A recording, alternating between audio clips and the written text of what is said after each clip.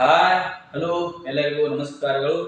ತಮಗೆಲ್ಲರಿಗೂ ಸ್ಪರ್ಧಾ ಪವಿತ್ರ ಯೂಟ್ಯೂಬ್ ಕ್ಲಾಸ್ಗೆ ಆತ್ಮೀಯವಾಗಿರ್ತಕ್ಕಂಥ ಸ್ವಾಗತ. ಬನ್ನಿ ನನ್ನ ಪ್ರೀತಿಯ ಸ್ಪರ್ಧಾರ್ಥಿಗಳೇ, ಇವತ್ತಿನ ದಿನ ನಾವು HSTR, PSTR ಮತ್ತು GPSTR ಗೆ ಸಂಬಂಧಪಟ್ಟಿರ್ತಕ್ಕಂತಹ ಇತಿಹಾಸಕ್ಕೆ ಸಂಬಂಧಪಟ್ಟ ಒಂದು ಪಾಠದ ವಿಶ್ಲೇಷಣೆಯನ್ನ ನೋಡ್ಕೊಳ್ತಾ ಹೋಗೋಣ.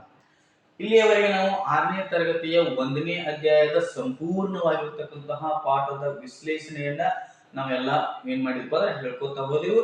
ಅದೇ ರೀತಿಯಾಗಿ ಇವತ್ತಿನ ದಿನ ನಾವು 6ನೇ ತರಗತಿಯ 2ನೇ ಭಾಗದ 12ನೇ ಅಧ್ಯಾಯ ಅಂದ್ರೆ ಇಲ್ಲಿಯವರೆಗೆ 6ನೇ ತರಗತಿಯ 1ನೇ ಭಾಗದಲ್ಲಿ 11 ಅಧ್ಯಾಯಗಳನ್ನ ನೋಡಿಕೊಂಡು ಇವತ್ತಿನ ದಿನ 6ನೇ ತರಗತಿಯ 2ನೇ ಭಾಗವಾಗಿರ್ತಕ್ಕಂತಹ ಒಂದು 12ನೇ ಅಧ್ಯಾಯ ಉತ್ತರ ಭಾರತದ ಪ್ರಾಚೀನ ರಾಜಮನೆತನಗಳು ಅಂತ ನೋಡ್ತಾ ಇದ್ವಿ. ದಕ್ಷಿಣ ಭಾರತದ ಪ್ರಾಚೀನ ರಾಜಮನೆತನಗಳು ಸಹ ಮುಗಿದು ಉತ್ತರ ಭಾರತದ ಪ್ರಾಚೀನ ರಾಜಮನೆತನಗಳು ಅಂದಾಗ ಈ ಸಮಯದಲ್ಲಿ ನಾವು ಈ ವಿಷಯದ ಬಗ್ಗೆ ನೋಡೋಣ. ಹಾಗಾದ್ರೆ ಉತ್ತರ ಭಾರತದ ಪ್ರಾಚೀನ ರಾಜ್ಯ ಮನೆತನಗಳೆಂದಾಗ ಮೊಟ್ಟ ಮೊದಲ ಬಾರಿಗೆ ಭಾರತವನ್ನ ಆಳ್ವಿಕೆ ಮಾಡಿರ್ತಕ್ಕಂತ ಒಂದು ಮೊಟ್ಟ ಮೊದಲ ಭಾರತದ ಸಾಮ್ರಾಜ್ಯ ಅಂದಾಗ ಅದು ಯಾವ ಸಾಮ್ರಾಜ್ಯ? ಮೌರ್ಯ ಸಾಮ್ರಾಜ್ಯ ಅಂತ ಹೇಳಿ ನೋಡ್ತಾ ಇದ್ದೇವೆ. ಈ ಮೌರ್ಯ ಸಾಮ್ರಾಜ್ಯ ಅಂತಕ್ಕಂಥದ್ದು ಭಾರತವನ್ನ ಆಳ್ವಿಕೆ ಮಾಡಿರ್ತಕ್ಕಂತಹ ಮೊಟ್ಟ ಮೊದಲ ಸಾಮ್ರಾಜ್ಯ ಆಗಿದೆ. ಹೌದಾ? ನಾವು ಈ ಸಮಯದಲ್ಲಿ ಏನ್ ನೋಡ್ತಾ ಇದ್ದೀವಿ ಅಂದ್ರೆ ರಾಷ್ಟ್ರ ಧ್ವಜವನ್ನ ನೋಡ್ತಾ ಇದ್ದೀವಿ, ನಮ್ಮ ರಾಷ್ಟ್ರ ಧ್ವಜ. ಹಾಗಾದ್ರೆ ಆ ರಾಷ್ಟ್ರ ಧ್ವಜದ ನಡುವೆ ಒಂದು ಚಕ್ರವಿದೆ. ಆ ರಾಷ್ಟ್ರ ಧ್ವಜದ ನಡುವೆ ಒಂದು ಚಕ್ರ ಇದಲ್ಲ, ಅದರ ಹೆಸರು ಏನಪ್ಪಾ ಅಂದ್ರ ಅದೇ ಅಶೋಕ ಚಕ್ರ. ಅಂದ್ರ ಅಶೋಕ ಚಕ್ರ ಅಂತ ಹೇಳಿ ನೋಡ್ತಾ ಇದ್ದೀವಿ ನಾವು. ಅಂದ್ರ ಇಲ್ಲಿ ನಾವು ಏನ್ ನೋಡ್ತಾ ಇದ್ದೀವಿ ಅಂದ್ರೆ 3 ರೀತಿಯಾಗಿರ್ತಕ್ಕಂತಹ ಬಣ್ಣಗಳನ್ನ ನೋಡ್ತಾ ಇದೀವಿ. ಇದರಲ್ಲಿ ನಡಬಾರ್ಕಿರ್ತಕ್ಕಂತಹದ್ದು ಏನಪ್ಪಾ ಅಂದ್ರೆ ಅಶೋಕ ಚಕ್ರ. ಹೌದಾ? ಅಶೋಕ ಚಕ್ರ ಅಂತಕ್ಕಂಥದ್ದು ಪ್ರಗತಿಯ ಸಂಕೇತವಾಗಿ ಇದು ನಮ್ಮ ರಾಷ್ಟ್ರ ಧ್ವಜದಲ್ಲಿ ಅದನ್ನ ಅಳವಡಿಸಲಾಗಿದೆ. ಏನನ್ನ? ಅಶೋಕ ಚಕ್ರ ಅಂತ ಹೇಳಿ ನೋಡ್ತಾ ಇದೀವಿ. ಈ ಅಶೋಕ ಚಕ್ರವನ್ನ ನಾವು ಏನು ಮಾಡಿದಪ್ಪ ಅಂದ್ರ ನಮ್ಮ ಸಂವಿಧಾನದ ಒಂದು ಏನು ನಿಯಮ ಐತೆ ಆ ನಿಯಮದ ಪ್ರಕಾರ ರಾಷ್ಟ್ರ ಧ್ವಜದಲ್ಲಿ ನಾವು ಅದನ್ನ ಪ್ರಗತಿಯ ಸಂಕೇತವಾಗಿ ರಾಷ್ಟ್ರ ಧ್ವಜದಲ್ಲಿ ಅದನ್ನು ಅಳವಡಿಸಲಾಗಿದೆ. ಹಾಗಾದ್ರೆ ಈ ಅಶೋಕ ಯಾರು ಅಂದಾಗ ಆತನು ಯಾವ ಮನೆತನಕ್ಕೆ ಸೇರಿದವನು ಅಂದಾಗ ಆತನ ಕೊಡುಗೆಗಳೇನೆಂಬುದನ್ನ ನಾವು ಏನು ಮಾಡೋಣಪ್ಪ ಅಂದ್ರ ಈ ಮೌರ್ಯ ಸಾಮ್ರಾಜ್ಯದ ಅಲ್ಲಿ ಆತನ ವಿವರಣೆಯನ್ನ ನೋಡೋಣ. ಹಾಗಾದ್ರೆ ಮೌರ್ಯ ಸಾಮ್ರಾಜ್ಯದ ಸ್ಥಾಪಕ ಯಾರಾಗಿದ್ರು? ಮೌರ್ಯ ಸಾಮ್ರಾಜ್ಯದ ಸ್ಥಾಪಕ ಯಾರಾಗಿದ್ರು ಅಂದ್ರ ಚಂದ್ರಗುಪ್ತ ಮೌರ್ಯ ಆಗಿದ್ದ. ಈ ಚಂದ್ರಗುಪ್ತ ಮೌರ್ಯ ಅಂತಕ್ಕಂಥವನು ಏನಾಗಿದಪ್ಪ ಅಂದ್ರ ಮೌರ್ಯ ಸಾಮ್ರಾಜ್ಯದ ಸ್ಥಾಪಕನಾಗಿದ್ದ ಅಂತೇಳಿ ನೋಡ್ತಾ ಇದೀವಿ. ಹಾಗಾದ್ರ ಈ ಚಂದ್ರಗುಪ್ತ ಮೌರ್ಯ ಅಂದಾಗ ಈತ ಒಬ್ಬ ಸಾಹಸಿ ಯುವಕನಾಗಿದ್ದ. ತಕ್ಷಶಿಲೆಯ ಬ್ರಾಹ್ಮಣನಾಗಿರ್ತಕ್ಕಂತಹ ಚಾಣಕ್ಯನ ಒಂದು ಮಾರ್ಗದರ್ಶನ. ನೋಡಿ, ತಕ್ಷಶಿಲೆಯ ಬ್ರಾಹ್ಮಣನಾಗಿರ್ತಕ್ಕಂತಹ ವಿಷ್ಣುಗುಪ್ತ, ಆತನಿಗೆ ವಿಷ್ಣುಗುಪ್ತ ಅಂತ ಹೇಳಿ ನೋಡ್ತಾ ಇದ್ದೇವೆ. ಅದೇ ರೀತಿಯಾಗಿ ಚಾಣಕ್ಯ ಅಂತ ಕರೀತಾ ಇದ್ದೇವೆ. ಅದೇ ರೀತಿಯಾಗಿ ಕೌಟಿಲ್ಯ ಅಂತ ಕರೀತಾ ಇದ್ದೇವೆ. ಇವರ ಮಾರ್ಗದರ್ಶನದಲ್ಲಿ ಚಂದ್ರಗುಪ್ತ ಮೌರ್ಯ ಅವರು ಏನು ಮಾಡ್ತಾರಪ್ಪ ಅಂದ್ರ ನಂದ ವಂಶದ ನಂದ ವಂಶದನಾಗಿರ್ತಕ್ಕಂತಹ ನಂದ ವಂಶಸ್ಥನಾಗಿರ್ತಕ್ಕಂತಹ ಧನನಂದನಿಂದ ಯಾರು ಅವಮಾನಿತರಾಗಿರ್ತಾರೆ ಅಂದ್ರೆ ಈ ವಿಷ್ಣುಗುಪ್ತ ಅಂತಕ್ಕಂಥ ಅವಮಾನಿತನಾಗಿರ್ತಾನೆ ನೋಡ್ರಿ. ಹಾಗಾಗಿ ಆ ಒಂದು ಅವಮಾನಿತನಾಗಿರ್ತಕ್ಕಂಥ ವಿಷ್ಣುಗುಪ್ತ ತನ್ನ ತಂತ್ರಗಳಲ್ಲಿ ನಿಪುಣನಾಗಿದ್ದ. ಮೊದಲೇ ಹೇಳುವಾಗೆ ಆತನಿಗೆ ನಾವು ಏನಂತಿದೆ? ವಿಷ್ಣುಗುಪ್ತ, ಚಾಣಕ್ಯ, ಕೌಟಿಲ್ಯ ಎಂಬ ಹೆಸರುಗಳದಾವ. ಈತ ಚಂದ್ರಗುಪ್ತ ಮೌರ್ಯನ ಸಹಾಯದಿಂದ ಈ ನಂದನ ದೊರೆಯಾಗಿರ್ತಕ್ಕಂತಹ ಧನನಂದನನ್ನ ಸೋಲಿಸುವ ಒಂದು ಆಸೆ ಆತನಿತ್ತು. ಅದರ ಸಲುವಾಗಿ ಈ ವಿಷ್ಣುಗುಪ್ತ ಚಂದ್ರಗುಪ್ತ ಮೌರ್ಯನಿಗೆ ಸೈನಿಕ ಮತ್ತು ಯುದ್ಧದ ತರಬೇತಿಯನ್ನ ನೀಡಿ ಆತನ ಸೇನೆಯನ್ನ ಏನ್ ಮಾಡ್ತಾನ? ಸಜ್ಜುಗೊಳಿಸಲಿಕ್ಕೆ ಈ ವಿಷ್ಣುಗುಪ್ತ ಅಂತಕ್ಕಂಥವನು ನೆರವಾಗ್ತಾನ. ಇದರ ವೇಳೆಗೆ ಧನನಂದನು ಪ್ರಜೆಗಳ ವಿಶ್ವಾಸ ಕಳೆದುಕೊಂಡಿದ್ದರಿಂದ ಸುಲಭವಾಗಿ ಈ ಧನನಂದನನ್ನ ಸಿಂಹಾಸನದಿಂದ ಕೆಳಗಿಳಿಸಿ ಆ ಸ್ಥಾನಕ್ಕೆ ಚಂದ್ರಗುಪ್ತ ಮೌರ್ಯನಿಗೆ ಏನ್ ಮಾಡಬೇಕು? ಆ ಜಾಗವನ್ನ ಕೊಡುವುದಕ್ಕೆ ಈ ವಿಷ್ಣುಗುಪ್ತನಿಗೆ ಒಂದು ಒಳ್ಳೆ ಅವಕಾಶವಾಯಿತು. ಹೀಗೆ ಚಂದ್ರಗುಪ್ತ ಮೌರ್ಯನು ತನ್ನ ಗುರುವಾಗಿರ್ತಕ್ಕಂಥ ವಿಷ್ಣುಗುಪ್ತನ ಒಂದು ಪ್ರಭಾವದಿಂದ ಸುಮಾರು 2300 ವರ್ಷಗಳ ಹಿಂದೆ ಮೌರ್ಯ ಸಾಮ್ರಾಜ್ಯವನ್ನ ಸ್ಥಾಪನೆ ಮಾಡಿದ ಯಾರು? ಚಂದ್ರಗುಪ್ತ ಮೌರ್ಯ. ಯಾರ ಒಂದು ಸಹಾಯದಿಂದ? ವಿಷ್ಣುಗುಪ್ತನ ಸಹಾಯದಿಂದ. ಹಾಗಾದ್ರ ಈತ ತನ್ನ ರಾಜಧಾನಿಯನ್ನಾಗಿ ಏನು ಮಾಡ್ತಾನಪ್ಪ ಅಂದ್ರ ಪಾಟಲಿಪುತ್ರವನ್ನ ತನ್ನ ರಾಜಧಾನಿಯನ್ನಾಗಿ ಮಾಡ್ಕೊಂಡ ಏನ್ ಮಾಡ್ತಂದ್ರೆ ಈಗಿನ ಬಿಹಾರದ ರಾಜಧಾನಿ ಇದೆಲ್ಲ ಪಾಟ್ನಾ, ಆ ಬಿಹಾರದ ರಾಜಧಾನಿಯಾಗಿರ್ತಕ್ಕಂತ ಪಾಟ್ನಾ ಅಂತಕ್ಕಂಥದ್ದು ಆಗಿನ ಪಾಟ್ಲಿಪುತ್ರ ಆಗಿತ್ತು. ಇದನ್ನ ರಾಜಧಾನಿಯನ್ನಾಗಿ ಮಾಡಿ ಆಳ್ವಿಕೆಯನ್ನ ನಡೆಸಲಿಕ್ಕೆ ಆರಂಭಿಸಿದ. ನಂತರ ಚಂದ್ರಗುಪ್ತ ಮೌರ್ಯನು ಬೃಹತ್ತಾಗಿರ್ತಕ್ಕಂತ ಸೇನೆಯನ್ನ ಸಂಘಟಿಸಿ ವಾಯುವ್ಯ ಭಾರತದ ಕಡೆಗೆ ಏನ್ ಮಾಡ್ತಾನಪ್ಪ ಅಂದ್ರ ನುಗ್ಗಿದ. ನೋಡಿ, ಯಾವ ಭಾರತ? ವಾಯುವ್ಯ ಭಾರತ ಅಂತೇಳಿ ನೋಡ್ತಾ ಇದೀವಿ. ನೋಡಿ, ವಾಯುವ್ಯ ಭಾರತದ ಕಡೆಗೆ ಏನ್ ಮಾಡ್ತಾನಪ್ಪ ಅಂದ್ರ ತನ್ನ ಪ್ರಯಾಣವನ್ನ ಆತ ಈ ಸಮಯದಲ್ಲಿ ಬೆಳೆಸ್ತಾನ. ವಾಯುವ್ಯ ಭಾರತ, ಈ ವಾಯುವ್ಯ ಹೌದು, ನೈಋತ್ಯ, ಇದು ಈಶಾನ್ಯ, ಇದು ಆಗ್ನೇಯ, ಇದು ವಾಯುವ್ಯ. ವಾಯುವ್ಯ ಭಾರತದ ಕಡೆಗೆ ತನ್ನ ಒಂದು ಸೈನ್ಯವನ್ನ ಕರೆದುಕೊಂಡು ಮುನ್ನುಗ್ಗಿದ. ಆ ಸಮಯದಲ್ಲಿ ಈ ವಾಯುವ್ಯ ಭಾರತದಲ್ಲಿ ಮ್ಯಾಸಿಡೋನಿಯಾದ ದೊರೆಯಾಗಿರ್ತಕ್ಕಂಥ ಅಲೆಕ್ಸಾಂಡರ್ನು ಈ ಪ್ರದೇಶವನ್ನು ಮೊದಲ ಆಕ್ರಮಿಸಿಕೊಂಡಿದ್ದ. ಯಾರ?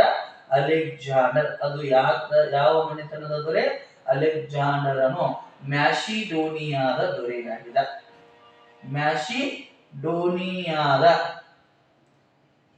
ಮ್ಯಾಸಿಡೋನಿಯಾದ ದೊರೆಯಾಗಿರ್ತಕ್ಕಂತಹ ಅಲೆಕ್ಸಾಂಡರ್ ಏನು ಮಾಡ್ತಾನಪ್ಪ ಅಂದ್ರೆ ಈ ಪ್ರದೇಶವನ್ನ ಮೊದಲ ವಶಪಡಿಸಿಕೊಂಡಿದ್ದ.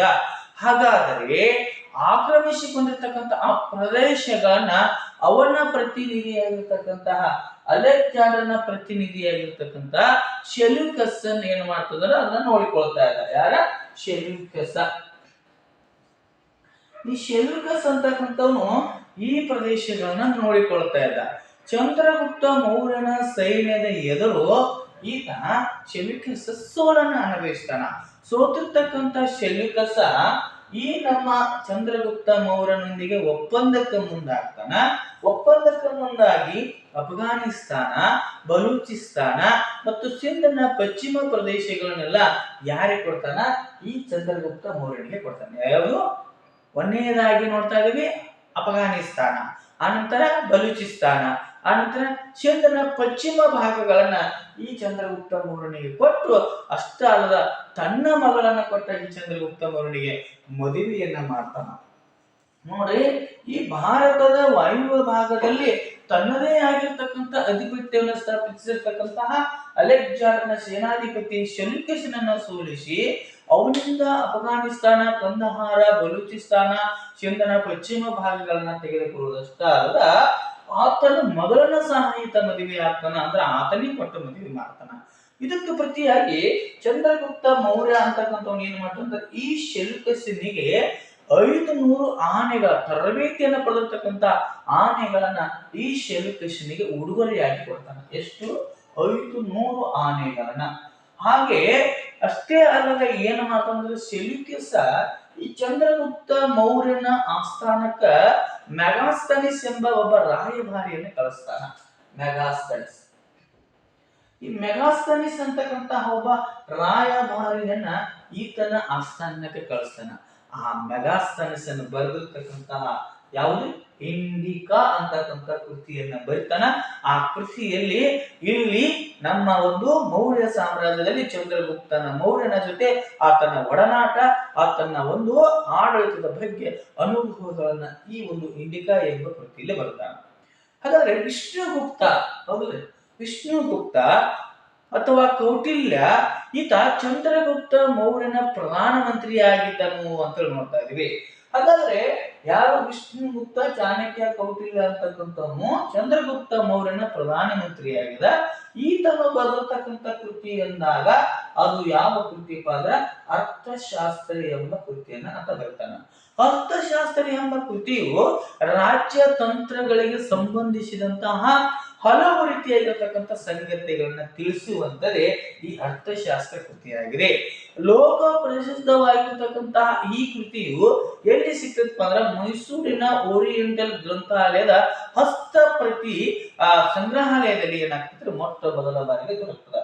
ಇವೆಲ್ಲಿ ಮೈಸೂರಿನ ಓರಿಯೆಂಟಲ್ ಕಾಲೇಜಿನ ಗ್ರಂಥಾಲಯದಲ್ಲಿ ಹಸ್ತಪ್ರತಿಯೊಂದು ಅದನ್ನ 1902ರಲ್ಲಿ ಏನ್ ಮಾಡ್ತಾರಪ್ಪ ಅಂದ್ರ ಆರ್ ಶ್ಯಾಮ ಶಾಸ್ತ್ರಿ ಅವರು ಅದನ್ನ ಸಂಶೋಧಿಸಿದ್ರು ಅಂತ ನೋಡ್ತಾ ಇದ್ದೀವಿ. ಯಾರು? ಆರ್ ಶ್ಯಾಮ ಶಾಸ್ತ್ರಿ. ಆ ನಂತರ ಇದನ್ನ ಸಂಸ್ಕೃತ ಭಾಷೆಯಲ್ಲಿ ಅದನ್ನ ಅವರು ಪತ್ತೆ ಹಚ್ತಾರೆ. ಸಂಸ್ಕೃತ ಭಾಷೆಯಲ್ಲಿ ರಚನೆಯಾಗಿತ್ತು. ಅದನ್ನ ಇಂಗ್ಲಿಷ್ ಭಾಷೆಗೆ ಏನ್ ಮಾಡ್ತಾರಪ್ಪ ಅಂದ್ರ ಆರ್ ಶ್ಯಾಮ ಶಾಸ್ತ್ರಿ ಅವರು ಅದನ್ನ ಅನುವಾದ ಮಾಡಿದ್ರು ಅಂತ ನೋಡ್ತಾ ಇದ್ದೀವಿ.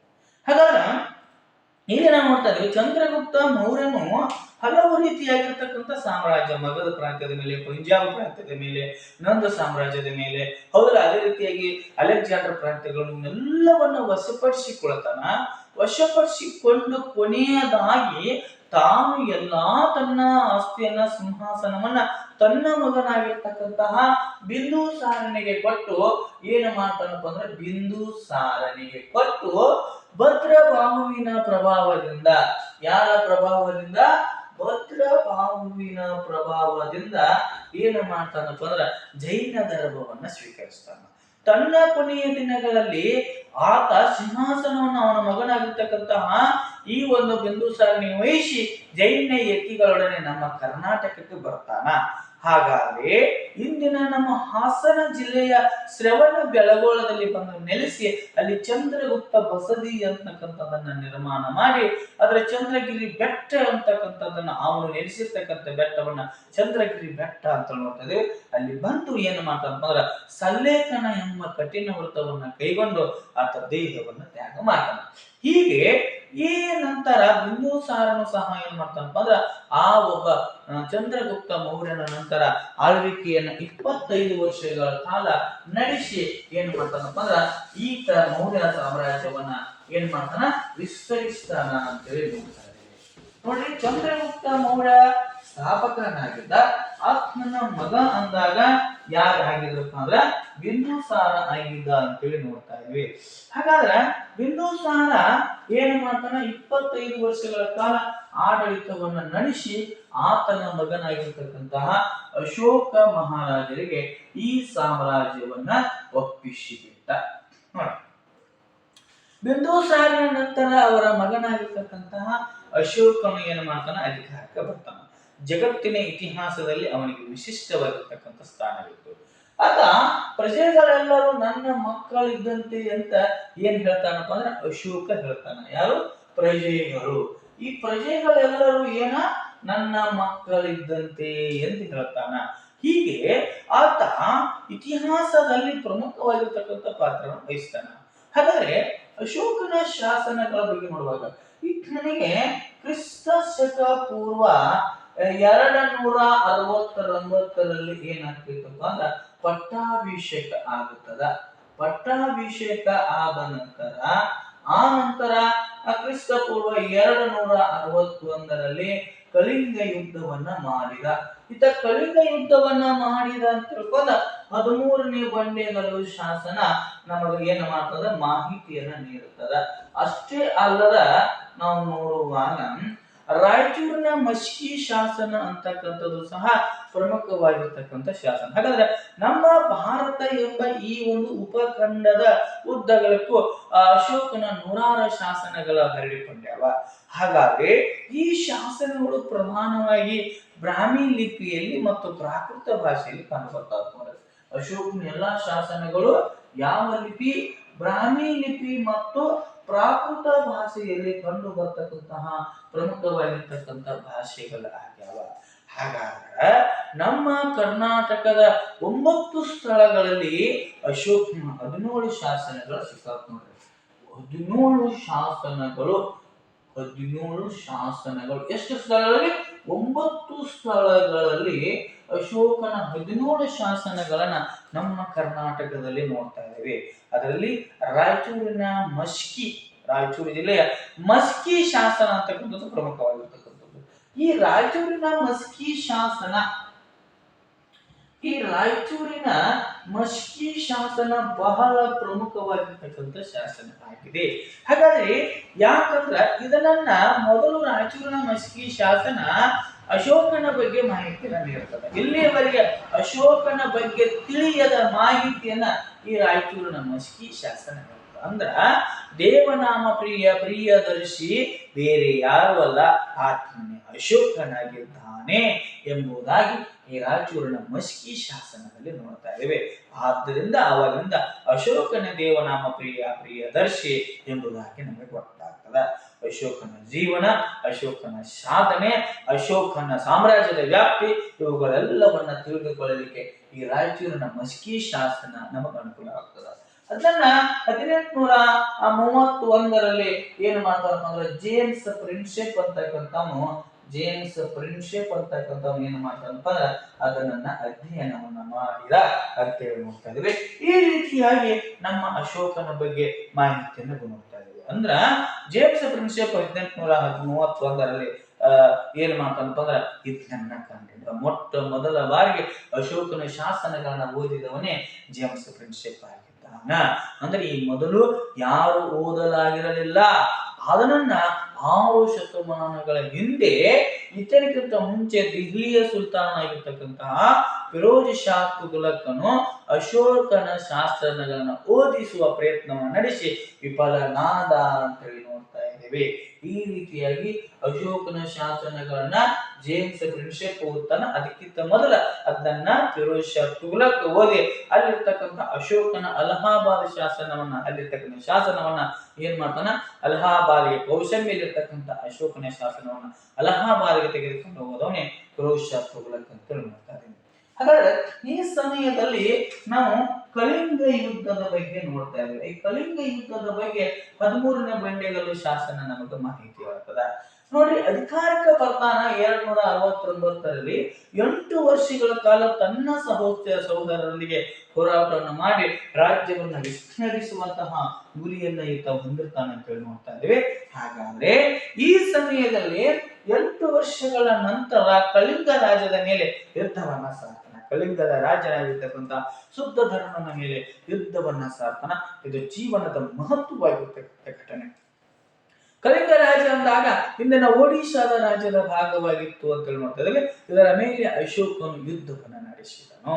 ಯುದ್ಧದಲ್ಲಿ ಸಾವಿರಾರು ಜನರು ಪ್ರಾಣವನ್ನ ಕಳೆದುಕೊಳ್ತಾರೆ. ಅಂದ್ರ 1 ಲಕ್ಷ ಜನ ಪ್ರಾಣವನ್ನು ಕಳೆದುಕೊಂಡರೆ ಹೌದ್ರೆ 1.5 ಲಕ್ಷ ಜನರು ಬಂಧಿತರಾಗ್ತಾರ ಅಂತ ಹೇಳಿ ನೋಡ್ತಾ ಇದ್ದೇವೆ. ಇಂತಹ ರಂಗದಲ್ಲಿ ಸಾವು ನೋವಿನ ಘೋರ ದೃಶ್ಯಗಳು ಏನ್ ಮಾಡ್ತಾವ, ಅಶೋಕನ ಮನವನ್ನ ಕಲಕಿದವು. ಹಾಗಾದ್ರೆ ಇದರಿಂದ ಮನ ನೊಂದಿರ್ತಕ್ಕಂಥ ಅಶೋಕನು ಆ ಕ್ಷಣದಿಂದಲೇ ಯುದ್ಧ ಮಾಡುವುದನ್ನ ಬಿಟ್ಟು ಏನ್ ಮಾಡ್ತಾನಪ್ಪ ಅಂದರೆ ಧರ್ಮ ಯುದ್ಧಕ್ಕೆ ಮುಂದಾದ. ಈ ರೀತಿ ಪರಿವರ್ತನೆಗೊಂಡಿರ್ತಕ್ಕಂತಹ ಒಬ್ಬ ಸಾಮ್ರಾಟ ಅದು ಜಗತ್ತಿನಲ್ಲಿ ಅದರ ಆತ ಅಶೋಕನ ಒಬ್ಬನೇ ಅಂತ ಹೇಳಿ ನೋಡ್ತಾ ಇದ್ದೇವೆ. ಯುದ್ಧ ಮಾರ್ಗದ ಮೂಲಕ ಧರ್ಮ ಮಾರ್ಗಗಳನ್ನ ಹಿಡಿದಿರ್ತಕ್ಕಂತಹ ಸಾಮ್ರಾಟ ಅಶೋಕನನ್ನ ಮಹಾಶಯನೆಂದು ಕರೆಯುವ ಮೂಲಕ ಆತನನ್ನ ಗೌರವಿಸಲಾಗುತ್ತದೆ. ಈ ರೀತಿಯಾಗಿ ಅಶೋಕನ ಬಗ್ಗೆ ನಾವು ಮಾಹಿತಿಯನ್ನು ನೋಡ್ತಾ ಇದ್ದೇವೆ. ಅಷ್ಟೇ ಅಲ್ಲದೆ ಅಶೋಕನ ನಡತೆ ಸಹ ಬಹಳ ಪ್ರಮುಖವಾಗಿರ್ತಕ್ಕಂಥದ್ದಾಗಿತ್ತು ಅಂತೇಳಿ ನಾವು ನೋಡ್ತಾ ಇದ್ದೀವಿ. ಅದರ ಜೊತೆಗೆ ನಾವು ಅಶೋಕನ ಬಗ್ಗೆ ನೋಡುವಾಗ ಧರ್ಮ ಪ್ರಸಾರಕ್ಕೆ ಆತ ಮುಂದಾಗ್ತಾನ. ಧರ್ಮ ಪ್ರಸಾರಕ ಅಶೋಕನ ಏನಾಗ್ತಾನಪ್ಪ ಅಂದ್ರೆ ಮುಂದಾದ ಅಂತೇಳಿ ನೋಡ್ತಾ ಇದ್ದೀವಿ. ಅಂದ್ರ ಅಶೋಕನು ಯಾವ ಧರ್ಮವನ್ನ ಸ್ವೀಕರಿಸ್ತಾನ ಅಂದ್ರ ಉಪಗುಪ್ತನ ಪ್ರಭಾವದಿಂದ ಆತ ಬೌದ್ಧ ಧರ್ಮವನ್ನ ಸ್ವೀಕರಿಸಿಕೊಂಡ. ಹಾಗಾದ್ರೆ ಧರ್ಮದ ಸಂದೇಶಗಳನ್ನ ಪ್ರಜೆಗಳಿಗೆ ಸಾರಲಿಕ್ಕೆ ಹೊರಟ ಗುರು ಹಿರಿಯರು ಮತ್ತು ತಂದೆ ತಾಯಿಗಳಿಗೆ ವಿಧಿಯರಾಗಿರಬೇಕಂತೇಳಿ ಆತ ಬೋಧನೆ ಮಾಡಲಿಕ್ಕೆ ತೊಡಗಿದ. ಕರುಣೆ, ಔದಾರ್ಯ, ಸತ್ಯ ಸಂಧತೆಗಳಿಂದ ಕೂಡಿರಬೇಕಂತೇಳಿ ಹೇಳಿದ. ಅದೇ ರೀತಿಯಾಗಿ ಹಿಂಸೆ, ಕೋಪ, ಮಾಸ್ತರ್ಯ ಮೊದಲಾದವುಗಳನ್ನ ತೊರೆಯಬೇಕು ಅಂತೇಳಿ ಅಶೋಕ ಹೇಳ್ತಾನ. ಅಷ್ಟೇ ಅಲ್ಲದೆ ಅಶೋಕನು ಪಾಟಲಿಪುತ್ರದಲ್ಲಿ ಕ್ರಿಸ್ತ ಪೂರ್ವ 250ರಲ್ಲಿ ಏನ್ ಮಾಡ್ತಾನಪ್ಪ ಅಂದ್ರೆ ಉಪಗುಪ್ತನ ಅಧ್ಯಕ್ಷತೆಯಲ್ಲಿ 3ನೇ ಬೌದ್ಧ ಧರ್ಮ ಸಮ್ಮೇಳನವನ್ನ ನಡೆಸಿದ ಅಂತೇಳಿ ನೋಡ್ತಾ ಇದ್ದೀವಿ. ಬೌದ್ಧ ಸ್ತೂಪಗಳನ್ನ ನಿರ್ಮಿಸಿದ. ಬುದ್ಧನ ಸಂದೇಶಗಳನ್ನ ಹರಡಲು ಹಲವಾರು ರಾಯಭಾರಿಗಳನ್ನ ದೇಶ ವಿದೇಶಗಳಿಗೆ ಸಹ ಕಳುಹಿಸಿದ ಅಂತೇಳಿ ನಾವು ನೋಡ್ತಾ ಇದ್ದೀವಿ. ಅದೇ ರೀತಿಯಾಗಿ ಈ ಒಂದು ಮೌರ್ಯರ ಆಡಳಿತ ಪದ್ಧತಿಯನ್ನು ನೋಡುವಾಗ ರಾಜನೇ ಈ ಆಡಳಿತ ವ್ಯವಸ್ಥೆ ಮುಖ್ಯಸ್ಥನಾಗಿದ್ದ. ಎಲ್ಲಾ ಅಧಿಕಾರಿಗಳು ಈತನ ಕೈ ಕೆಳಗೆ ಕೆಲಸವನ್ನ ಮಾಡ್ತಾ ಇದ್ದರು. ರಾಜನಿಗೆ ಸಲಹೆಯನ್ನ ನೀಡಲು ಏನಿತ್ತಪ್ಪ ಅಂದ್ರೆ ಮಂತ್ರಿ ಮಂಡಲ ಇತ್ತು.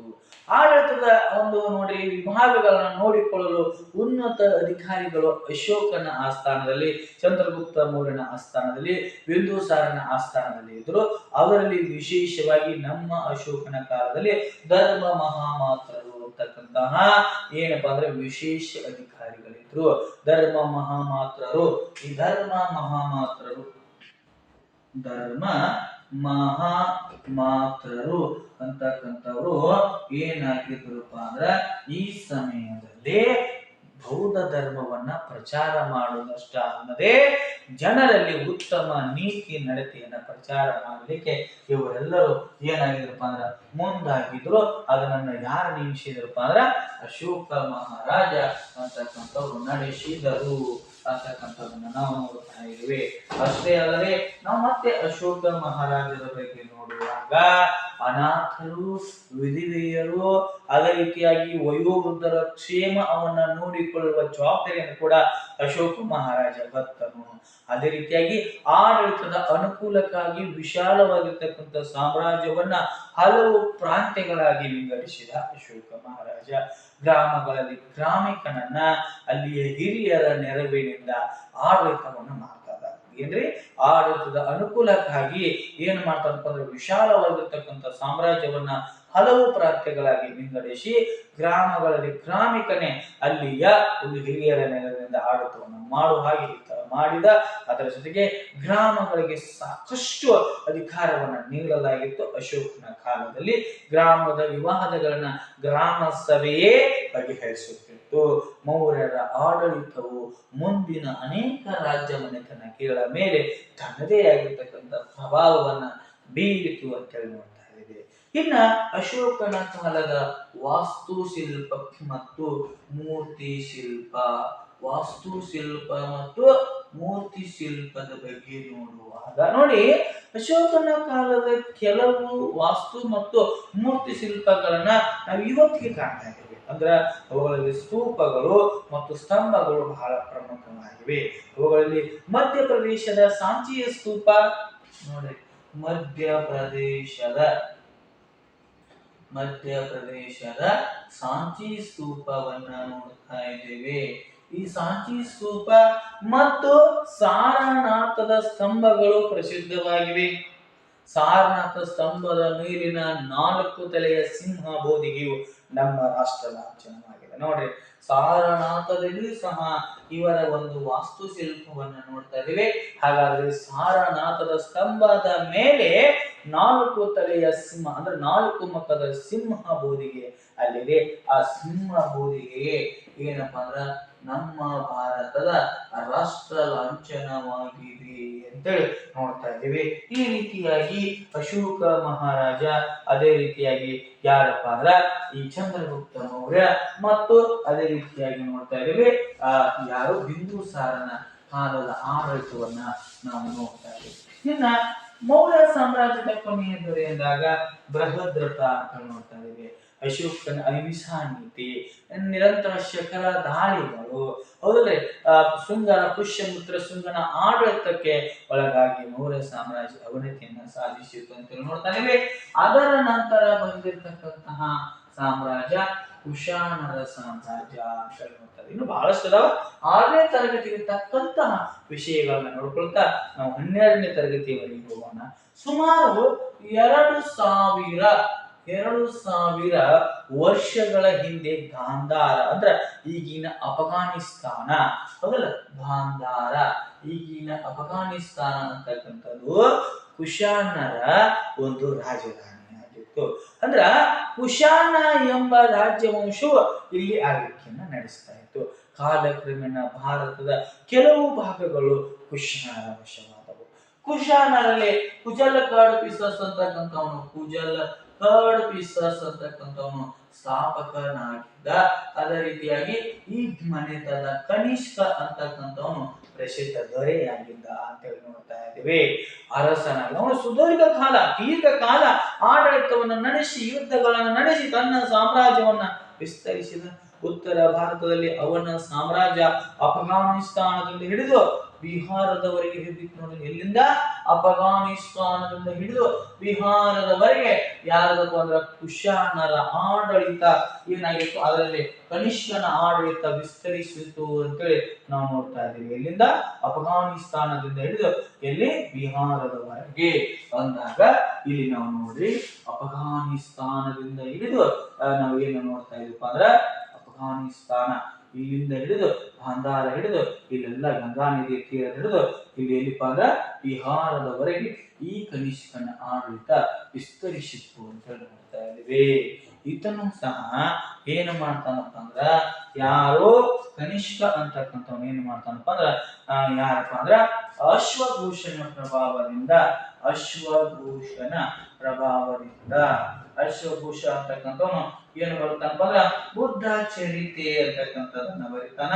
ಹಾಗಾದ್ರೆ ಈತನ ಪ್ರಭಾವದಿಂದ ಬೌದ್ಧ ಧರ್ಮವನ್ನ ಸ್ವೀಕಾರ ಮಾಡಿರ್ತಕ್ಕಂತಹ ಕನಿಷ್ಕ ಏನಾಗ್ತಾನಪ್ಪ ಅಂದ್ರ ಬೌದ್ಧ ಧರ್ಮದ ಅನುಯಾಯಿಯಾದ. ಈತನು ಕೂಡ ಸಾಮ್ರಾಟ ಅಶೋಕನಂತೆಯೇ ಹಲವು ಸ್ತೂಪಗಳನ್ನ ಕಟ್ಟಿಸಿದಾನ. ಬೌದ್ಧ ಮತ ಪ್ರಚಾರಕರನ್ನ ದೇಶ ವಿದೇಶಗಳಿಗೆ ಕಳಿಸ್ತಾನ. ಅಷ್ಟೇ ಅಲ್ಲದ ಕಾಶ್ಮೀರದಲ್ಲಿ 4ನೇ ಬೌದ್ಧ ಧರ್ಮ ಸಮ್ಮೇಳನ ಕ್ರಿಸ್ತ ಶಕ 3ನೇ ಶತಮಾನದಲ್ಲಿ ಅಜಾತ ಶತ್ರುನ ಅಧ್ಯಕ್ಷತೆಯಲ್ಲಿ ಅಶ್ವಘೋಷನ ಉಪಾಧ್ಯಕ್ಷೆಯಲ್ಲಿ 4ನೇ ಬೌದ್ಧ ಧರ್ಮ ಸಮ್ಮೇಳನವನ್ನು ನಡೆಸಿದ. ಈತ ಆಡಳಿತಕ್ಕೆ ಬಂದಿದ್ದರ ಸುವಿ ನೆನಪಿಗಾಗಿ ಶಕ ಅಂದ್ರೆ ಶಾಲಿವಾಹನ ಶಕೆ ವರ್ಷವನ್ನ ಪ್ರಾರಂಭ ಮಾಡಿದ ಅಂತ ಹೇಳಿ ನೋಡ್ತಾ ಇದ್ದೀವಿ 3ನೇ ಶತಮಾನದಲ್ಲಿ. ಇದೇ ನಮ್ಮ ಒಂದು ಭಾರತದ ಹಿಂದಿನ ಒಂದು ಭಾರತದ ಸರ್ಕಾರದ ಅಧಿಕೃತ ಕ್ಯಾಲೆಂಡರ್ನ ವರ್ಷ, ಅದು ಶಕ ವರ್ಷವಾಗಿದೆ ಅಂತ ನೋಡ್ತಾ ಇದ್ದೀವಿ. ಅದೇ ರೀತಿಯಾಗಿ ಈತನ ಸಾಧನೆ ಬಹಳಷ್ಟು ಪ್ರಮುಖವಾಗಿರ್ತಕ್ಕಂಥದ್ದನ್ನ ವಾಸ್ತುಶಿಲ್ಪ ಮತ್ತು ಮೂರ್ತಿ ಶಿಲ್ಪ ನೋಡ್ತಾ ಇದ್ದೀವಿ. ಕನಿಷ್ಕ ಹಲವು ಸ್ತೂಪಗಳನ್ನ ನಿರ್ಮಿಸಿದಾನ. ಅದರಲ್ಲಿ ಪುರುಷಪೀರ ಅಂದ್ರ ಇಂದನ ಪೇಶಾವರ, ಪುರುಷಪುರ, ಈ ಪುರುಷಪುರ ಅಂತ ಹೇಳಿ ನೋಡ್ತಾ ಇದ್ದೇವೆ.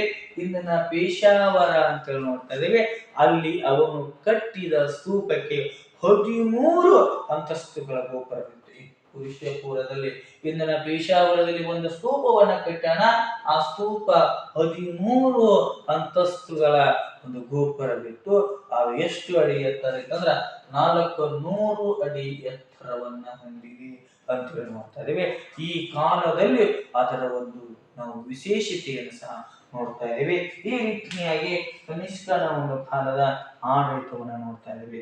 ಅಷ್ಟೇ ಅಲ್ಲದೆ ಕನಿಷ್ಕನು ಕಲಾ ಪೋಷಕನಾಗಿದ್ದನು. ಅವನು ಬೇರೆ ಬೇರೆ ದೇಶಗಳ ಕಲಾಕಾರರನ್ನ ತನ್ನಲ್ಲಿಗೆ ಕರೆಸಿಕೊಂಡಿದ್ದನು. ಇದರ ಪರಿಣಾಮವಾಗಿ ವಿವಿಧ ಕಲಾ ಶೈಲಿಗಳು ಬೆರೆತು ಗಾಂಧಾರ ಮತ್ತು ಮಥುರಾ ಎಂಬ ಹೊಸ ಶೈಲಿಗಳು ಹುಟ್ಟಿಕೊಂಡವು. ನೋಡಿ, ಗಾಂಧಾರ ಮತ್ತು ಮಥುರಾ ಶೈಲಿ, ಗಾಂಧಾರ ಮತ್ತು ಮಥುರಾ ಶೈಲಿಗಳು ಅದು ಕನಿಷ್ಕನ ಕಾಲದಲ್ಲಿ ಹುಟ್ಟಿಕೊಂಡು, ಅಂದ್ರೆ ಬೇರೆ ಬೇರೆ ದೇಶಗಳಿಂದ ಕಲಾಕಾರರನ್ನ ಕರೆಸಿಕೊಂಡು ಅಲ್ಲಿ ಆ ಶೈಲಿಗಳನ್ನ ಬೆರೆಸಿ ಏನ್ ಮಾಡ್ತಾ ಇದ್ರಪ್ಪ ಅಂದ್ರ ಆ ಒಂದು ವಾಸ್ತುಶಿಲ್ಪವನ್ನ, ಮೂರ್ತಿ ಶಿಲ್ಪವನ್ನ ಕೆತ್ತಿದ್ರು. ಆದ ಸಂದರ್ಭದಲ್ಲಿ ಗಾಂಧಾರ ಮತ್ತು ಮಥುರಾ ಶೈಲಿಯಲ್ಲಿ ಆ ಒಂದು ಮೂರ್ತಿ ಶಿಲ್ಪ, ವಾಸ್ತುಶಿಲ್ಪ ಹುಟ್ಟಿಕೊಂಡು. ಹಾಗಾದ್ರೆ ನಾವು ಮಥುರೆಯಲ್ಲಿ ಕನಿಷ್ಕನ ಒಂದು ಏನ್ ನೋಡ್ತಾ ಇದ್ದೀವಿ ಅಂದ್ರೆ ವಿಗ್ರಹವನ್ನ ನೋಡ್ತಾ ಇದ್ದೀವಿ. ಹಾಗಾದ್ರೆ ಅದರ ತಲೆಭಾಗ ನಾಶವಾಗಿದೆ, ಕೆಳಭಾಗ ಮಾತ್ರ ಆ ಕನಿಷ್ಕನ ಹೆಸರನ್ನ ಹೊಂದಿರತಕ್ಕಂತ ಕೆಳಭಾಗ ಮಾತ್ರ ನಾವು ನೋಡ್ತಾ ಇದ್ದೀವಿ. ಹಾಗಾದ್ರೆ ಅದರ ಜೊತೆಗೆ ಕುಶಾನರ ಅನೇಕ ನಾಣ್ಯಗಳು ಸಹ ಬರ್ತಾವ. ಇವರೇ ನಮ್ಮ ಭಾರತದಲ್ಲಿ ಮೊಟ್ಟ ಮೊದಲು ಚಿನ್ನದ ನಾಣ್ಯಗಳನ್ನ ಚಲಾವಣೆಗೆ ತರ್ತಾರ. ಭಾರತದಲ್ಲಿ ಮೊಟ್ಟ ಮೊದಲ ಬಾರಿಗೆ ಚಿನ್ನದ ನಾಣ್ಯಗಳನ್ನ ಚಲಾವಣೆಗೆ ತಂದವರ ಅಂದ್ರ ಅವರೇ ಈ ಒಬ್ಬ ಕುಶಾನರು ಅಂತ ನೋಡ್ತಾ ಇದೀವಿ. ಅಷ್ಟೇ ಅಲ್ಲದೆ ಇವರ ಕಾಲದ ಸಾಹಿತ್ಯವನ್ನ ನೋಡುವಾಗ ಕನಿಷ್ಕನ ಒಂದು ಕಾಲದಲ್ಲಿ ಅನೇಕ ವಿದ್ವಾಂಸರು ಮತ್ತು ಸಾಹಿತ್ಯಗಳಿಗೆ ಆಶ್ರಯವನ್ನ ಕನಿಷ್ಕನು ನೀಡಿದ. ಅವರಲ್ಲಿ ಅಶ್ವಘೋಷ ಪ್ರಮುಖನಾಗಿದ್ದಾನೆ. ಅಶ್ವಘೋಷ ಅಂತಕ್ಕಂಥವನು ಬುದ್ಧ ಚರಿತೆ ಎಂಬ ಒಂದು ಪ್ರಮುಖವಾಗಿರ್ತಕ್ಕಂಥ ಕೃತಿಯನ್ನ ಸಂಸ್ಕೃತ ಭಾಷೆಯಲ್ಲಿ ಬರೆದಾನ. ನಾಗಾರ್ಜುನನು ಕೂಡ ಸಹ ಕನಿಷ್ಕನ ಆಸ್ಥಾನದಲ್ಲಿರ್ತಕ್ಕಂಥ ಶ್ರೇಷ್ಠ ತತ್ವಜ್ಞಾನಿಯಾಗಿದೆ, ವಿಜ್ಞಾನಿಯಾಗಿದೆ. ವಸುಮಿತ್ರನು ಸಹ ಒಬ್ಬ ಗೌರವ ವಿದ್ವಾಂಸನಾಗಿದೆ. ಕಾಶ್ಮೀರದಲ್ಲಿ ನಡೆದಿರ್ತಕ್ಕಂಥ 4ನೇ ಬೌದ್ಧ ಧರ್ಮ ಸಮ್ಮೇಳನದ ಅಧ್ಯಕ್ಷನಾಗಿದ್ದ. ಚರಕ ಎಂಬುವವನು ಸಹ ಕನಿಷ್ಕನ ಕಾಲದ ಸಮಕಾಲೀನ ಒಬ್ಬ ವೈದ್ಯನಾಗಿದ್ದ. ಆತನು ಚರಕ ಸಂಹಿತೆ ಎಂಬ ಗ್ರಂಥವನ್ನು ಸಹ ಬರೆದ ಅಂತ ಹೇಳಿ ನೋಡ್ತಾ ಇದ್ದೇವೆ. ಈ ರೀತಿಯಾಗಿ ನಾವು ಕುಶಾನರು ಮತ್ತು ಅದೇ ರೀತಿಯಾಗಿ ಮೌರ್ಯ ಸಾಮ್ರಾಜ್ಯದ ಬಗ್ಗೆ ನೋಡ್ತಾ ರಾಯಭಾರಿಯನ್ನು ನೋಡ್ತಾ ಇದ್ದೇವೆ. ಏನ್ರಿ ರಾಯಭಾರ ಅಂದ್ರ ಒಂದು ದೇಶದಿಂದ ಇನ್ನೊಂದು ದೇಶಕ್ಕೆ ಕಳಿಸಲ್ಪಡ್ತಕ್ಕಂತಹ ರಾಜ್ಯ ದೂತ ಅಥವಾ ಪ್ರತಿನಿಧಿಯನ್ನ ನಾವು ರಾಯಭಾರಿ ಅಂತ ಕರೀತಾ ಇದ್ದೀವಿ. ಇನ್ನು ಸಾಮ್ರಾಜ್ಯ ಅಂದಾಗ ಅತಿ ವಿಸ್ತಾರವಾಗಿರ್ತಕ್ಕಂಥ ರಾಜ್ಯವನ್ನ ಸಾಮ್ರಾಜ್ಯ.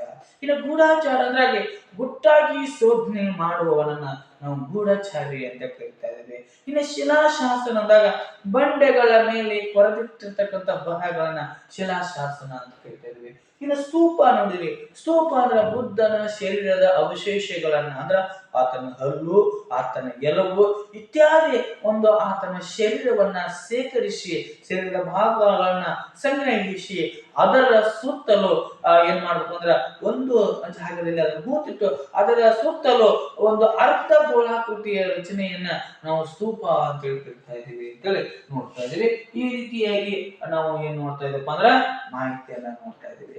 ಅಶೋಕನು ಬೌದ್ಧ ರಾಯಭಾರಿಗಳನ್ನ ಏನ್ ಮಾಡ್ತಾನಪ್ಪ ಅಂದ್ರೆ ಬೇರೆ ಬೇರೆ ರಾಜ್ಯಗಳಿಗೆ ಮಾತ್ರ ಅಷ್ಟೇ ಅಲ್ಲ, ಬೇರೆ ಬೇರೆ ದೇಶಗಳಿಗೆ, ಉದಾಹರಣೆ ಮಯನ್ಮಾರ, ಬರ್ಮಾ, ಶ್ರೀಲಂಕಾ, ಈಜಿಪ್ಟಿನ ಪಶ್ಚಿಮ ಏಷ್ಯಾ, ಈಜಿಪ್ಟ್ನ ಭಾಗ ಮತ್ತು ಪಶ್ಚಿಮ ಏಷ್ಯಾ ಹಾಗೂ ಪೂರ್ವ ಯುರೋಪ್ ದೇಶಗಳಿಗೆ ತಾನು ರಾಯಭಾರಿಯನ್ನು ಕಳಿಸ್ತಾನ.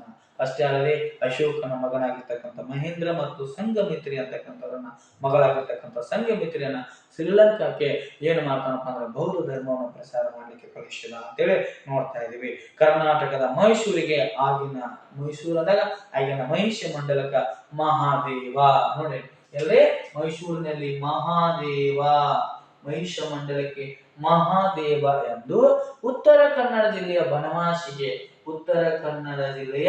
ಬನವಾಸಿಗೆ ಯಾರನ್ನ ನೇಮಿಸ್ತಾನಪ್ಪ ಅಂದ್ರ ರಕ್ಷಿತ ಎಂಬ ಧರ್ಮ ಮಹಾಮಾತ್ರರನ್ನ ನೇಮಿಸಿದ. ರಕ್ಷಿತ ಉತ್ತರ ಕನ್ನಡ ಜಿಲ್ಲೆಯ ಬನವಾಸಿಗೆ ಈ ಮಹಾದೇವನನ್ನ ಎಲ್ಲಿ ಮೈಸೂರಿಗೆ ಆಗಿನ ಮಹಿಷ ಮಂಡಲಕ ಧರ್ಮ ಮಹಾಮಾತ್ರರನ್ನ ನೇಮಿಸಿದ ಯಾರ ಅಶೋಕನಾಗಿದ್ದಾನ. ನಾವು ವಾಸ್ತುಶಿಲ್ಪ ಮತ್ತು ಮೂರ್ತಿ ಶಿಲ್ಪ ಅಂತ ನೋಡಿದ್ರಿ. ಹಾಗಾದ್ರೆ ವಾಸ್ತುಶಿಲ್ಪ ಅಂದ್ರೆ ಏನು? ಕಟ್ಟಡಗಳ ನಿರ್ಮಾಣದ ಕಲೆಯೇ ಅದು ವಾಸ್ತುಶಿಲ್ಪ, ಹೌದಲ್ಲ? ಹಾಗಾದ್ರೆ ಮೂರ್ತಿ ಶಿಲ್ಪ ಎಂದರೆ ವಿಗ್ರಹಗಳನ್ನು ನಿರ್ಮಿಸುವ ಕಲೆಯೇ ಅದು ಮೂರ್ತಿ ಶಿಲ್ಪ. ಅಶೋಕನ ಕಾಲದಲ್ಲಿ ವಾಸ್ತುಶಿಲ್ಪ ನಿರ್ಮಾಣಕ್ಕಾಗಿ ಕಟ್ಟಿಗೆ ಮತ್ತು ಇಟ್ಟಿಗೆಗಳ ಬದಲು ಕಲ್ಲುಗಳ ಬಳಕೆ ಆರಂಭವಾಯಿತು. ಕಟ್ಟಿಗೆ ಮತ್ತು ಇಟ್ಟಿಗೆಗಳ ಬದಲು ಕಲ್ಲುಗಳ ಬಳಕೆ ಆರಂಭವಾಯಿತು. ಇದರಿಂದಾಗಿಯೂ ಸಹ ಮೌರ್ಯರ ವಾಸ್ತುಶಿಲ್ಪ ಮತ್ತು ಮೂರ್ತಿ ಶಿಲ್ಪಗಳು ಇಂದಿಗೆ ಉಳಿದಿವೆ. ಯಾಕಂದ್ರೆ ಕಲ್ಲಿನಿಂದ ಕಟ್ಟಲ್ಪಟ್ಟಿವೆ. ಅಶೋಕನ ಶಾಸನಗಳು ನಮ್ಮ ಕರ್ನಾಟಕದಲ್ಲಿ ರಾಯಚೂರಿನಲ್ಲಿ ನೋಡ್ತಾ ಇದ್ದೀವಿ, ಕೊಪ್ಪಳದಲ್ಲಿ ನೋಡ್ತಾ ಇದೀವಿ, ಚಿತ್ರದುರ್ಗದಲ್ಲಿ ನೋಡ್ತಾ ಇದೀವಿ, ಬಳ್ಳಾರಿಯಲ್ಲಿ ನೋಡ್ತಾ ಇದೀವಿ ಮತ್ತು ಗುಲ್ಬರ್ಗ ಜಿಲ್ಲೆಗಳಲ್ಲೂ ಸಹ ನಾವೇನ್ ನೋಡ್ತಾ ಇದೀವಿ ಅಶೋಕನ ಶಾಸನ. ಅದರಲ್ಲಿ ರಾಯಚೂರಿನ ಮಸ್ಕಿ ಶಾಸನ ಎಂಬುದು ಶಿಲಾಶಾಸನಗಳಲ್ಲಿ ಅಶೋಕನನ್ನ ದೇವನಾಮ ಪ್ರಿಯದರ್ಶಿ ಎಂದು ಕರೆಯಲಾಗಿದೆ ಅಂತ ನೋಡ್ತಾ ಇದೀವಿ. ಬಳ್ಳಾರಿ ಜಿಲ್ಲೆಯಲ್ಲಿ ಇರ್ತಕ್ಕಂಥ ಸನ್ನತಿ ಶಾಸನ ಪ್ರಸ್ತುತ ಅಧ್ಯಯನಗೊಳಪಟ್ಟಿರ್ತಕ್ಕಂಥ ಶಾಸನವಾಗಿದೆ. ಒಟ್ಟಿನಲ್ಲಿ 2300 ವರ್ಷಗಳಿಗೂ ಹಿಂದಿನ ಕಾಲದ ಮೌರ್ಯರ ಆಡಳಿತ ಪದ್ಧತಿಯ ಮೂಲ ಸ್ವರೂಪನ ನಮ್ಮ ಭಾರತದ ಈಗಿನ ಆಡಳಿತದಲ್ಲಿ ನಾವು ಕಾಣಬಹುದಾಗಿದೆ. ಈಗಿನ ಆಡಳಿತ ಸ್ಥಳಗಳಂದಾಗ ನಾವು ಕೇಂದ್ರ ಸರ್ಕಾರ, ರಾಜ್ಯ ಸರ್ಕಾರ, ವಿಭಾಗಗಳನ್ನ ನೋಡ್ತಾ ಇದೀವಿ, ಜಿಲ್ಲೆಗಳನ್ನು ನೋಡ್ತಾ ಇದೀವಿ, ತಾಲೂಕುಗಳನ್ನ ನೋಡ್ತಾ ಇದೀವಿ, ಹೋಬಳಿಯನ್ನ ನೋಡ್ತಾ ಇದೀವಿ ಮತ್ತು ಗ್ರಾಮಗಳು. ಇವೆಲ್ಲ ಹಿಂದಿನ ಕಾಲದ ಮೌರ್ಯರ ಕಾಲದಲ್ಲಿ ಇರತಕ್ಕಂಥ ಆಡಳಿತ ಪದ್ಧತಿಗಳಾಗಿವೆ. ಅದೇ ರೀತಿಯಾಗಿ ಭಾರತದಲ್ಲಿ ಹುಟ್ಟಿರ್ತಕ್ಕಂಥ ಆಯುರ್ವೇದದ ಪದ್ಧತಿ ಇಂದಿಗೂ ಅತ್ಯಂತ ಜನಪ್ರಿಯವಾಗಿರ್ತಕ್ಕಂತಹ ವೈದ್ಯಕೀಯ ಪದ್ಧತಿಯಾಗಿದೆ. ವಿಶ್ವಸಂಸ್ಥೆ ಇದಕ್ಕೆ ಮಾನ್ಯತೆ ನೀಡಿದೆ. ನಮ್ಮ ಭಾರತದಲ್ಲಿ ಆಯುರ್ವೇದಕ್ಕೆ ಮಾನ್ಯತೆಯನ್ನು ನೀಡಿದೆ. ಇತರ ದೇಶಗಳಲ್ಲಿ ಸಹ ಈ ನಮ್ಮ ಆಯುರ್ವೇದ ಪದ್ಧತಿಯ ಬಳಕೆ ಇನ್ನೂ ದಿನದಿಂದ ದಿನಕ್ಕೆ ಹೆಚ್ಚುತ್ತಾ ಇದೆ. ಇದು ನಮ್ಮೆಲ್ಲರ ಒಂದು ಹೆಮ್ಮೆಯ ವಿಷಯ. ಹಾಗಾಗಿ ನನ್ನ ಪ್ರೀತಿಯ ಸ್ಪರ್ಧಾರ್ಥಿಗಳೇ, ಅಲ್ಲಿಯವರೆಗೆ ನಾವು 6ನೇ ತರಗತಿ 2ನೇ ಭಾಗದ 12ನೇ ಅಧ್ಯಾಯ ಆಗಿರ್ತಕ್ಕಂಥ ಅಂದ್ರೆ 1ನೇ ಅಧ್ಯಾಯ ಆಗಿರ್ತಕ್ಕಂಥ ಉತ್ತರ ಭಾರತದ ಪ್ರಾಚೀನ ರಾಜಮನೆತನಗಳಲ್ಲಿ ಅದೇ ರೀತಿಯಾಗಿ ಮೌರ್ಯ ಸಾಮ್ರಾಜ್ಯ ಮತ್ತು ಕುಶಾನರ ಸಾಮ್ರಾಜ್ಯ, ಆ ಪ್ರಸಿದ್ಧ ಅರಸರು, ಅವರ ಒಂದು ವಿಶೇಷತೆಯನ್ನು ನಾವು ನೋಡಿಕೊಂಡು, ಹಾಗಾದ್ರೆ ಇಲ್ಲಿಯವರೆಗೆ ಈ ವಿಡಿಯೋವನ್ನು ವೀಕ್ಷಿಸಿದ್ದಕ್ಕಾಗಿ ತಮಗೆಲ್ಲರಿಗೂ ಧನ್ಯವಾದಗಳನ್ನು ಹೇಳಿ ಮತ್ತೆ ನಾಳಿನ ಕ್ಲಾಸ್ನಲ್ಲಿ ಮತ್ತೆ ಇದೇ ಒಂದು ಇತಿಹಾಸಕ್ಕೆ ಸಂಬಂಧಪಟ್ಟಿರ್ತಕ್ಕಂಥ ಮುಂದಿನ ವಿಡಿಯೋವನ್ನು ನೋಡೋಣ. ಹಾಗಾದ್ರೆ ವಿಡಿಯೋವನ್ನು ವೀಕ್ಷಿಸಿದ್ದಕ್ಕಾಗಿ ತಮಗೆಲ್ಲರಿಗೂ ಧನ್ಯವಾದ ಹೇಳಿ ನನ್ನ ಕ್ಲಾಸ್ ಅನ್ನು ಮುಗಿಸ್ತಾ ಇದ್ದೀನಿ. ಥ್ಯಾಂಕ್ ಯು, ಧನ್ಯವಾದ.